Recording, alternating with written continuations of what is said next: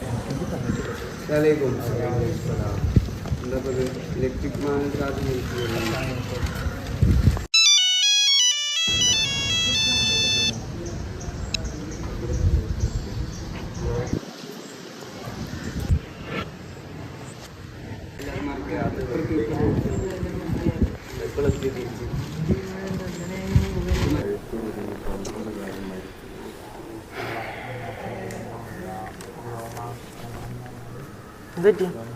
ഒന്നുമില്ലടാ.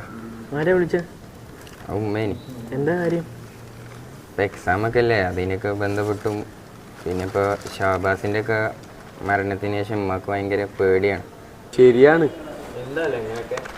അതിപ്പോൾ എന്താ ഈ വയലൻസ്, സിനിമ, റീൽസ്, ഡ്രഗ്സ് ഇതല്ലേ ഇപ്പോൾ ജീവിതം എന്ന് കരുതി കുട്ടികൾ ചെയ്തുകൊണ്ടിരിക്കുന്നത്? അതിനിപ്പോൾ A+ അല്ലേ എല്ലാവർക്കും വേണ്ടത്. A+ അല്ലേ ഇപ്പോൾ എല്ലാത്തിൻ്റെ മാനദണ്ഡം. ഞാൻ പറയുമ്പോൾ നമ്മൾ ഈ സ്കൂളിലൊക്കെ ആദ്യം പഠിപ്പിക്കേണ്ടതെന്ന് പറഞ്ഞാൽ എങ്ങനെയൊരു നല്ല മനുഷ്യനാവാന്നുള്ളതാണ്. അറിവ് മാത്രം പോരല്ലോ, അതബും കൂടെ വേണ്ടേ. അപ്പോഴല്ലേ നമുക്ക് നമ്മളെ മാതാപിതാക്കൾ ആരാന്നും അതുപോലെ അധ്യാപകരാരാന്നും സഹപാഠികളാരാന്നും അവരോട് നമുക്ക് ചെയ്യേണ്ട കടമകൾ എന്തൊക്കെയാണെന്നൊക്കെ അറിയാൻ പറ്റുള്ളൂ. എൻ്റെ ഒരു അഭിപ്രായത്തിൽ ഇതുപോലുള്ള ധാർമ്മിക അന്തരീക്ഷമുള്ള സ്ഥാപനങ്ങൾ വളർന്നു വരണം എന്നാണ് എൻ്റെ ഒരു ആഗ്രഹം. എൻ്റെ അനിയനിപ്പോൾ 10ാം ക്ലാസ് കഴിഞ്ഞിരിക്കുകയാണ്.